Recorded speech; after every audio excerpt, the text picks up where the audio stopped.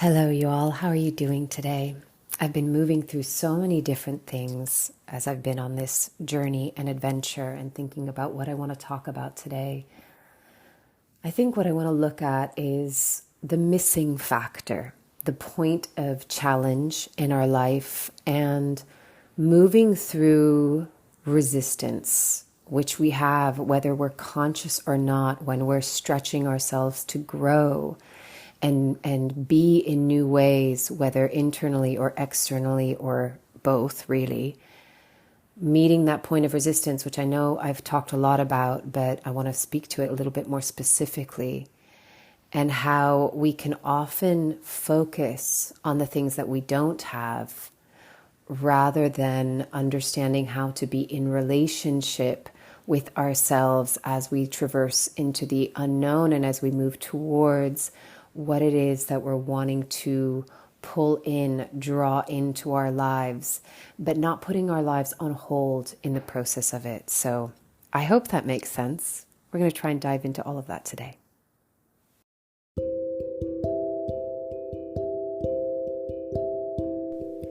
This is Corinne Bloom, and you're listening to Raw Conversations. So I first want to share a little bit of a story, personal story, as I'm going on this adventure for those of you that have been following. And it's been such a learning experience of, I know I've been talking about it a lot, but just falling into radical trust, surrendering, feeling the resistance and leaning into it, and really finding the courage to stretch myself into the unknown. So for the better half of the last decade, I was in a very predictable, somewhat monotonous, unchanging kind of environment. And I've really gone to the opposite end of the spectrum where it's a huge unknown. It's a totally different culture, life, environment, everything. And it, as I shared last week, it can be deeply, deeply uncomfortable. We recognize that we are really creatures of comfort and habit and routine. I think now more than ever, the way that we live our lives. And, there's something that's lovely about that for the nervous system. And there's also something that it can get a little bit, samey. And interestingly enough, when our lives are very safe and cushy, we actually build a greater sense of anxiety, funnily enough, because, so I'll give an example. The place that I was staying in was in this kind of gated community. It was a very lovely neighborhood, very safe. I'm in Mexico, for those that are wondering. And yet there was always this kind of like, well, what's beyond the gate?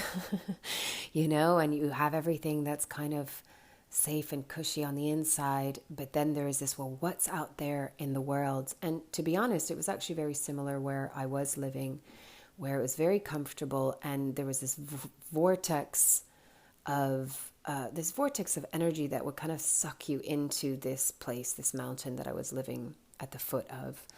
And everything beyond the borders of that felt, you always had to go through a threshold of anxiety. And it wasn't just me, it was a lot of people, because there was this kind of vortex that pulled you in and made you feel like the rest of the world was a big world out there, and it is a big world out there. But when we step beyond the gates, so to speak, the borders, and we put ourselves into the unknown,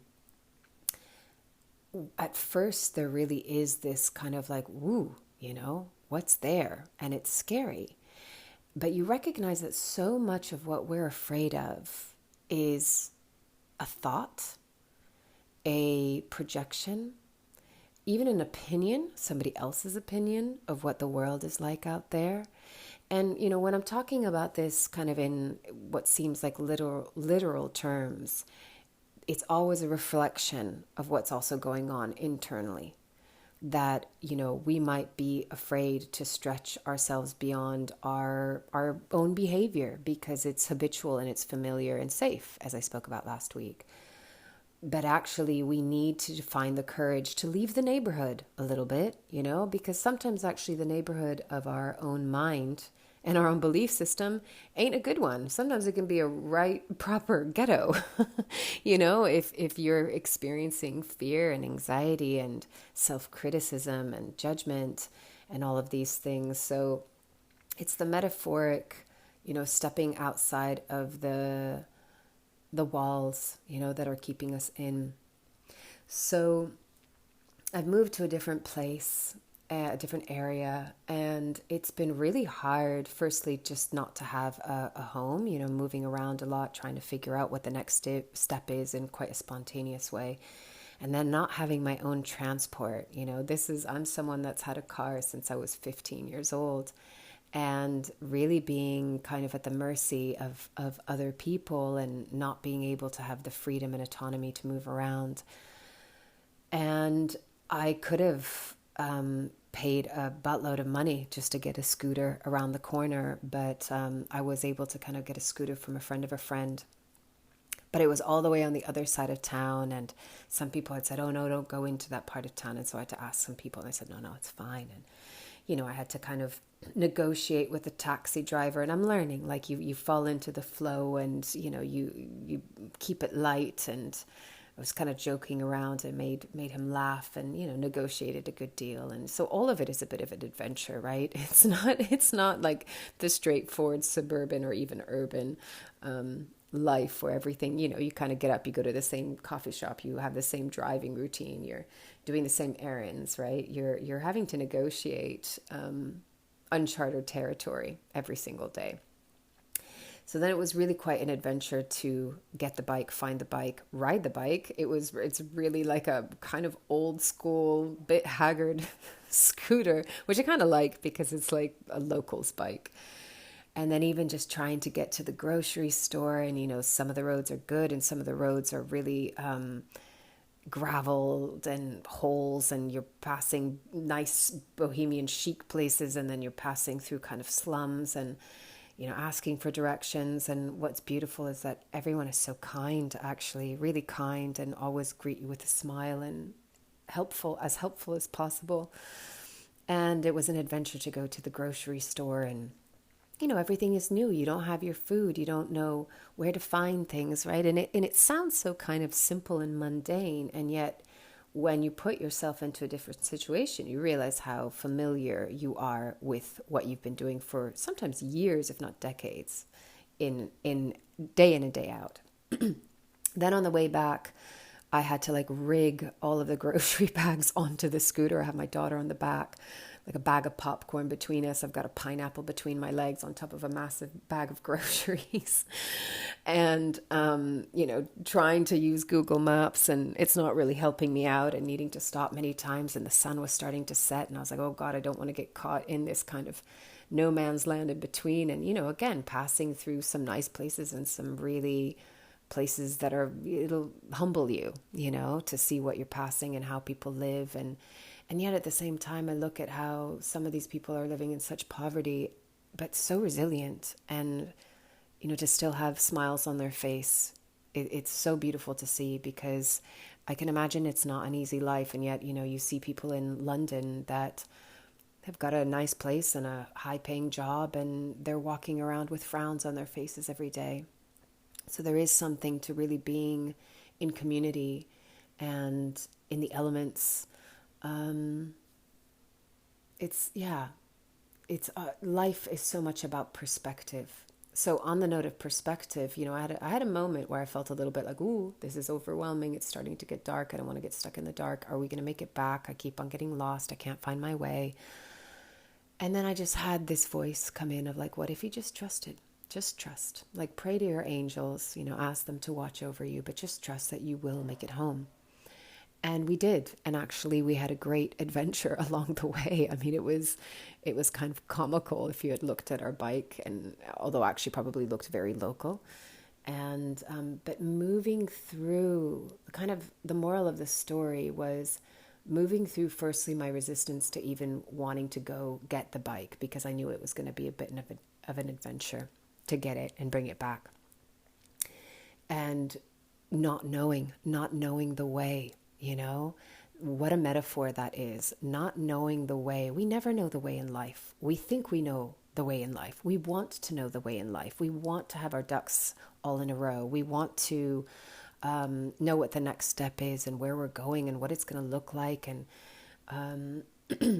yeah, that gives us a sense of safety, right?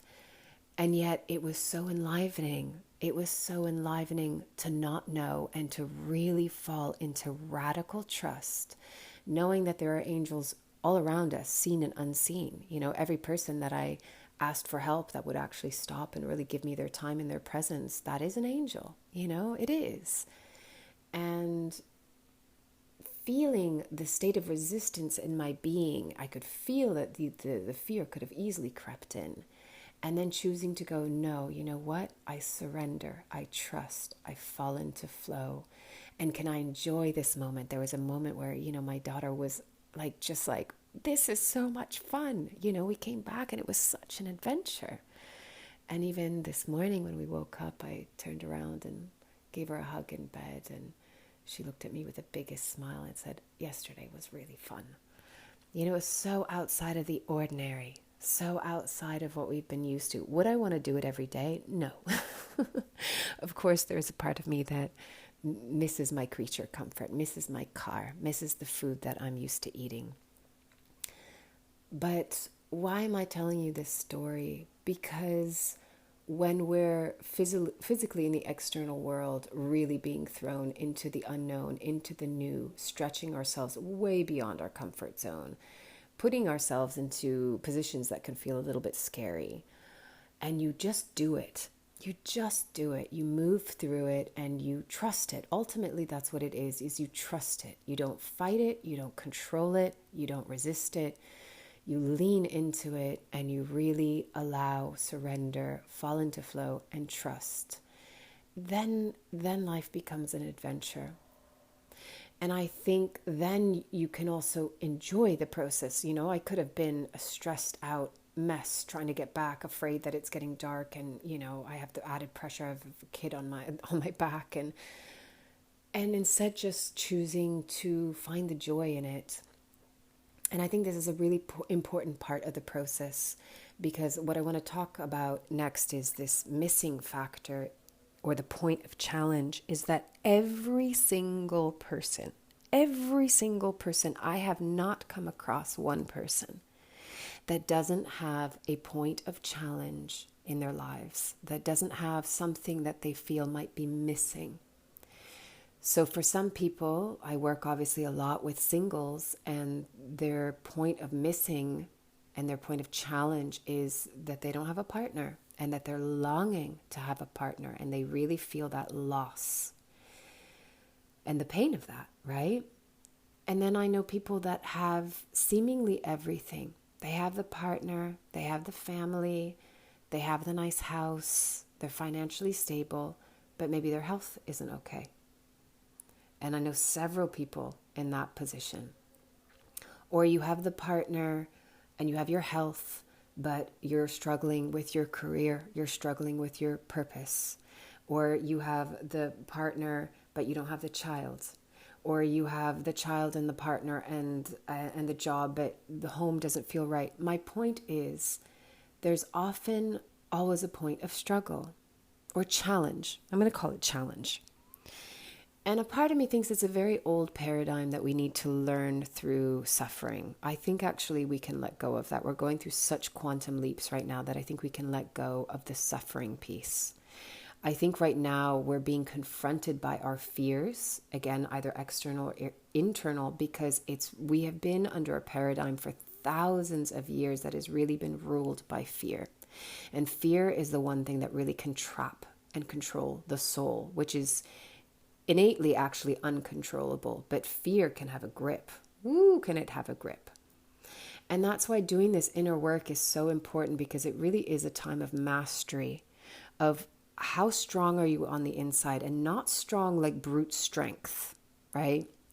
What I mean by strength on an internal level is it's no matter what I'm going through, no matter how great the fear or how tight the grip of anxiety is, or how far stretched I am right now, I'm okay because I've learned to sit and stay and be with my experience, be with my emotions, be with my fears, anxieties, insecurities, and know that I'm going to be okay, so that I can fall into that radical trust, so that I can fall and surrender into flow, so that I can actually allow myself to be held by the seen and unseen support that is there around us, so that I can learn to receive. This is moving into the feminine.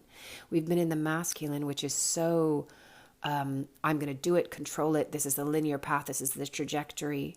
That's the extreme masculine, right? It's not really the genuine divine masculine, but it's the extreme masculine that we've been in without the balance of and harmony of the feminine. We're learning how to receive, right? So this inner strength is, do you have a strong enough bond with yourself where you trust yourself and you trust your ability to be with all parts of yourself and all experiences and know that you're going to be okay? That is, to me, the whole point of doing this work, is because that ultimately brings us peace. You know, I have a dear friend that suffers a lot of anxiety and is stubborn as all hell and doesn't want to necessarily do the inner work. And I'm like, yeah, but that's going to be your liberation. It's going to liberate you from being at the mercy of your fears, anxieties, emotions. None of those things are bad. They're just messengers that are inviting us to be with ourselves, love ourselves, have more compassion, have more care, listen, stay. If that is the one thing that I find most comes up in my work with people, is stay with your experience. Don't abandon, don't reject, don't push away, right? Stay, feel, lean into it, lean into the resistance. Had I not lent into the resistance, I wouldn't have had that adventure, which actually turned out to be very fun, very adrenalized in a way, but really fun. And it made me feel alive. It made us feel alive. Those are the things that create memories. So going back to the missing part, if all we're focusing on is what's missing, if all we're focusing on is the challenge, our world gets caged in. Our reality gets caged in. And at some point, two things need to happen. One is we need to lean into the resistance and move through it and just do it.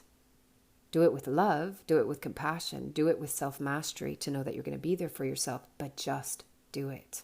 Push yourself outside of your comfort zone, as I've been talking about in these weeks, because I'm in it. You might not be in it, but maybe on an internal level you might be, you know? Because doing the inner work does require us to do something different, and that feels uncomfortable, and so that will inevitably stretch us beyond our comfort zone, right? The other thing that needs to happen is that if we're looking at what's missing, and I'm going to use the example of partnership, relationship, romantic love, because I work with a lot of people that are in that place, you got to still live your life and find joy in it. They will come. The partner will come. You have to trust that. That's the radical trust.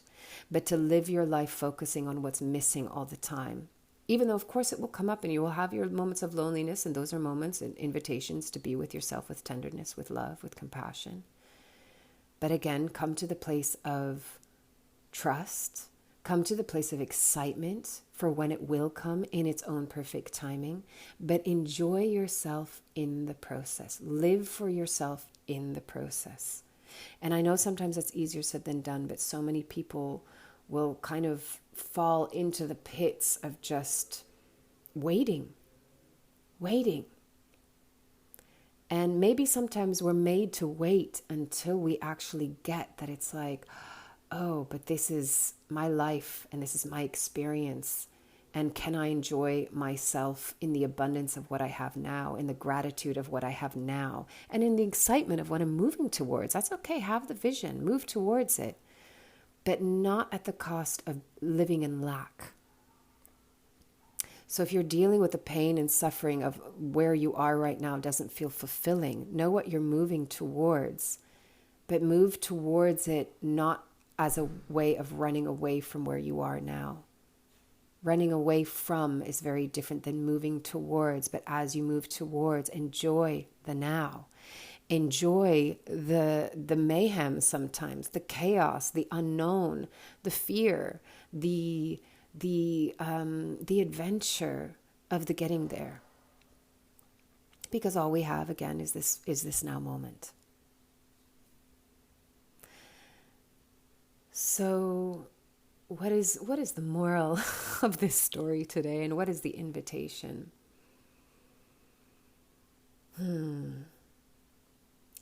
Lean into the areas that are that point of struggle, that point of challenge, that point of fear and resistance. Breathe into it and lean into it. And it's like the vision I have, because of course I've been spending a lot of time in the water, swim through it.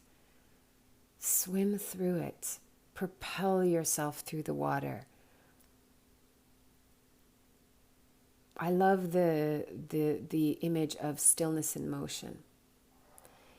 That we have to be in a state of stillness to create movement. If we're constantly just moving from the outside, it's the hustle, right? It's the running away from. It's the circumventing and running around. We have to be still, feel, be in it. Then the movement comes. Then the flow comes. So the invitation is lean in. Lean in, and as much as you can, enjoy the adventure and the process in the moment, even if it scares you, even if it's challenging, even if it's hard, even if it's sad and lonely. Be with it, find the stillness into it, lean into it, and then propel yourself forward from that place. I'm going to leave it at that. I actually have to jump on a call. As always, take it or leave it as feels right for you, and loving you from afar. I'm going to add a PS to this podcast because of the conversation that came out of just having a client call right now. At the very core of every experience, what we're looking for is peace. So we might be looking for, what would things feel like with the absence of worry and stress and anxiety and fear, or what would it look like, and what would the experience be like if I, had the thing in my life that I wanted, the connection, the companionship, the love, the adventure, the excitement. But why do we want these things? Like, why do we either want to let go of certain experiences or call certain experiences in? Because at the core of it is peace. We might call it happiness, but I've always said that happiness is peace. Happiness is, I feel at peace just being in the experience that I'm having. And here's the thing, I know I've said it before, all experiences are neutral. It just is. The meaning that we give to it, the perception we have of it, the feeling we have within it is totally subjective. And this is why comparison never works, because one person's experience is totally different, can be totally different from our own. And even our own experience can change dependent on the way that we perceive the experience. So like in my story, I could have been totally stressed out and had a terrible experience and be freaked out and have my nervous system freaked out. Or I could see it as, this is an adventure. And I trust that I'm being guided and I'm protected, and then it could be enjoyable and fun. Same experience could be totally experienced in a different way according to how we perceive it and how we approach it, right? One of the things I was saying to my client is, it's almost like we're moving emotions. We're a moving body of experience that is feeling and having this response to life, right? As we move through it, but we're moving emotion, because ultimately, whatever the experience is, at the core of it is like, well, how do you feel about it? I get for some people, they might be in their heads more. What do I think about this? Or what do I instinctually sense about this? But I actually think underneath it all, it's very much, I really see it as like we're moving feelings. We're moving emotions. Because even if you're more thought-based, you could still be in a feeling, right? I feel tense, I feel relaxed, I feel anxious, I feel scared, I feel joyful, I feel happy, I feel excited, I feel blah, I feel scared, I feel sad. Normally, our experience is a feeling, right? And so we're moving emotions. And the more that we see that if we're kind of a moving body of water, which is actually pretty true because we're primarily all water, life is like the river. How many obstructions are we putting in the way? How many stones are we putting in the way? That's the resistance. That's the getting in our own way. Rather than the radical trust is, can I remove the obstacles that I'm putting in the way actually and just fall into the flow of it? And yes, the river might bend and sometimes it might be choppy and sometimes it might be smooth. But radical trust is I trust that I'm riding the current of life, that my higher self is guiding me towards. So the resistance is maybe I don't like this experience. I don't want this experience, but maybe the higher self is saying, yes, but you need this experience. Or this just is an experience and it's your choice how you want to respond to that experience. So leaning into life and falling into that like trust fall into the arms of our higher self is knowing that life is just an experience and it's totally neutral. And it becomes what it becomes based on how we perceive it, how we give it meaning. And that's a choice. That's a choice point. And we can constantly switch that choice should we choose. We might be in it and having a terrible time of it. And even in that moment, we can make a choice. How do I want to feel in this experience?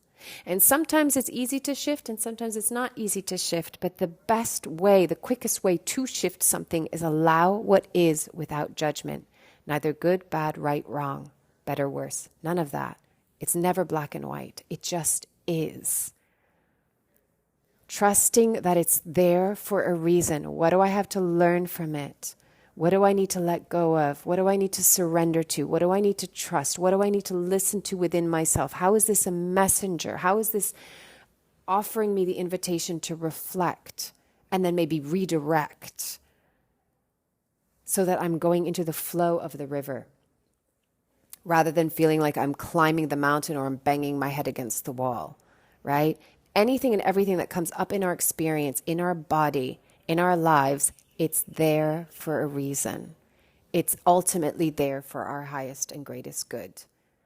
Even if it's a point of learning, it will then be a point of growth, which will bring us through the transition, the funnel of the river out into the expansion of the sea. So if you can see yourself as like a moving emotion, a moving feeling, the only constant in life is change, right? The ebb and the flow. Don't get attached to it. Don't reject it. Don't grasp onto it. Don't push it away. Be with it. Feel it. Learn from it. Move with it. So just my 2 pence. And again, as always, you can take it or leave it as feels right for you. And for the second and final time, loving you from afar.